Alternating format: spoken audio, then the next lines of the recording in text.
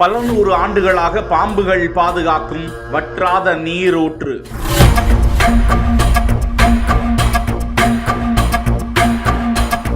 பாம்பை பார்த்துருக்கோம். உள்ள கிடக்கும், பொந்துக்குள்ள கிடக்கும். சொந்தா கல் அடிக்க அது சந்தில தான் தண்ணி வரும். அந்த தண்ணில வந்து பாம்பு நெளிஞ்சிருக்க நம்ம பார்த்துருக்கோம்.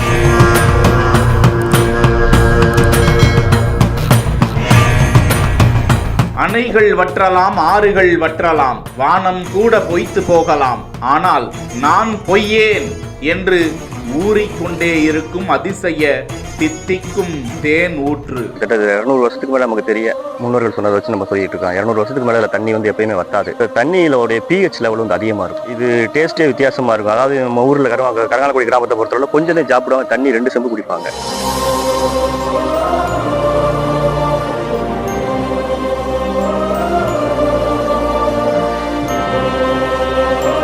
சாமியை போல காத்து வரும் மக்கள். தீட்டுன்னு சொல்லக்கூடிய யாருமே வந்து இதுல வந்து இறங்க மாட்டாங்க. அவங்க அப்படியே வர்றாங்கனாக்கா தெரிஞ்ச நண்பர்களே வேற ஆளுகளை வச்சு தண்ணி எடுத்து சொல்லி வெளியே நின்று தான் வாங்குவாங்க. என்னன்னாக்கா அந்த காலத்துல உள்ள ஒரு பாம்பு இருக்கும். அது தீட்டானவங்க அந்த மாதிரி வந்தாங்கனாக்கா அந்த பாம்பு விரட்டும்னு சொல்லியிருக்காங்க.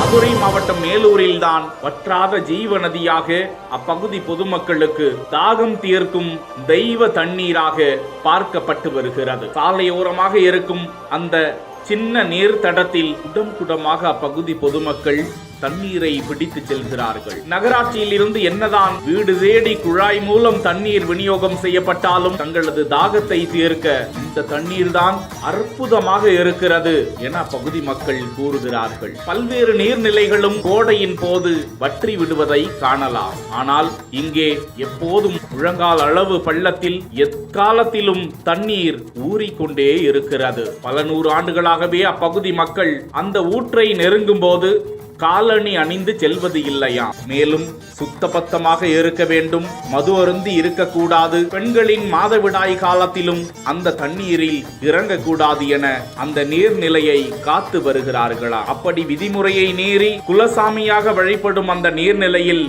கால் வைத்தால் அவர்களை பாம்புகள் விரட்டி இருக்கிறது, அச்சுறுத்தி இருக்கிறது என அப்பகுதி வாழ் மக்கள் கூறுகிறார்கள். மேலூர் அருகாமையில் கருங்காலக்குடி பஞ்சபாண்டவர் மலை அருகே சாலை ஓரத்தில் 4 அடி ஆழத்தில் இருக்கும் இந்த தண்ணீர் உலக பூ ஊத்து என்று அப்பகுதி வாழ் மக்களால் அழைக்கப்பட்டு வருவது குறிப்பிடத்தக்கது.